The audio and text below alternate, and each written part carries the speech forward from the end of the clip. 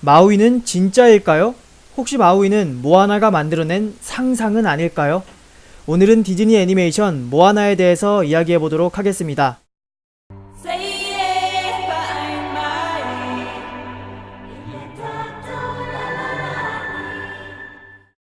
질문에 대답하기 위해서 그녀의 모험을 되짚어보겠습니다. 모아나는 바다와 모험을 동경하는 소녀입니다. 하지만 그녀는 족장의 딸이었고 머지않아 자신이 그 자리를 물려받아야 한다는 것을 알고 있었죠. 그런 모아나의 일상은 여느 사춘기 소녀와는 달랐습니다. 남들보단 조금 더 일찍 성숙해져야 했겠죠. 영화의 초반부에도 보이듯 마을의 작물과 수렵에 문제가 생기자 사람들은 모아나에게 어떻게 하면 좋을지 해결책을 물어봅니다. 그리고 그런 그녀의 뒤에는 항상 족장인 아버지와 어머니가 서 있습니다. 이것은 이렇게 해결책을 제시하는 모아나의 어른스러운 모습이 그녀의 진짜 모습이 아니라 부모님을 대신하는 것일 뿐이란 걸 보여줍니다. 모아나는 자신의 소망을 숨긴 채 살아가고 있습니다.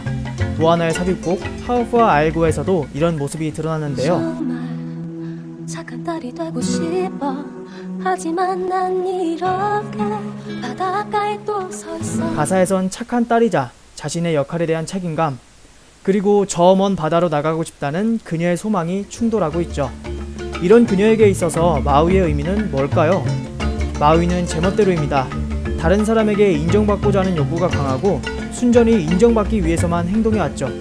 그리고 모든 사람들이 자신을 좋아한다는 생각을 가지고 있습니다.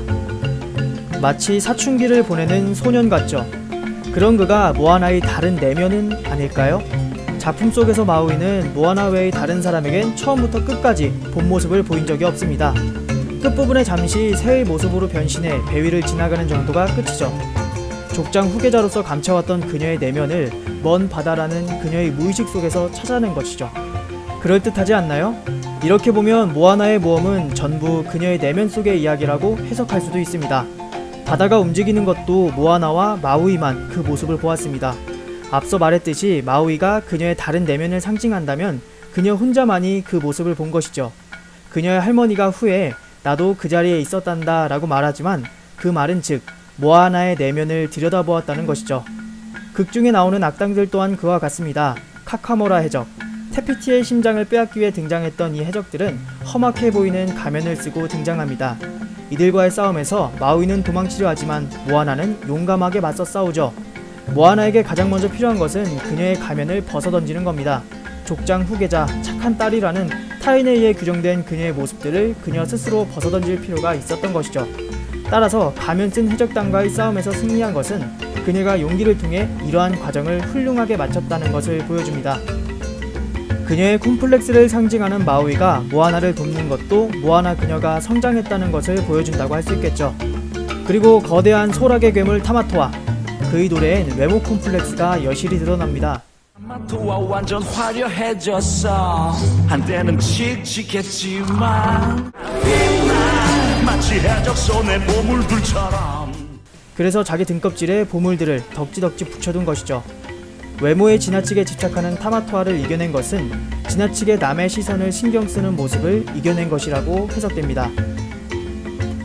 이후 테카의 압도적인 힘에 마우이의 갈고리가 심하게 부서졌고 마우이는 더 이상 싸울 수 없다며 모아나를 떠나버리고 마는데요. 마우이에게 있어서 갈고리는 자신의 모든 것입니다. 마치 보물이 덕지덕지 붙은 타마토아의 등껍질처럼요. 우린 때로 뭐든 할 수 있을 것 같지만 단 한 번의 어려움에도 침울해져 자신을 깎아내리기도 합니다. 나는 멋진 사람이야 라는 생각이 어느샌가 나는 멋진 사람이어야만 해가 돼서 우리를 더욱 괴롭히는 것이죠.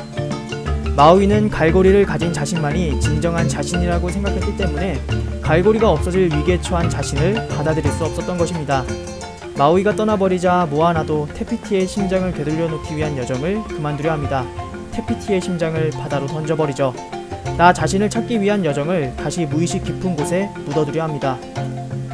그러나 좌절감에 빠진 모아나의 앞에 할머니가 나타납니다. 할머니는 말하죠. 힘들면 이제 그만 집으로 돌아가도 된다고. 그리고 이때 할머니와 모아나가 부르는 노래, 바로 I am 모아나.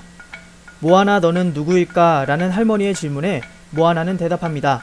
족장의 딸, 항해자의 후손, 그리고 모아나.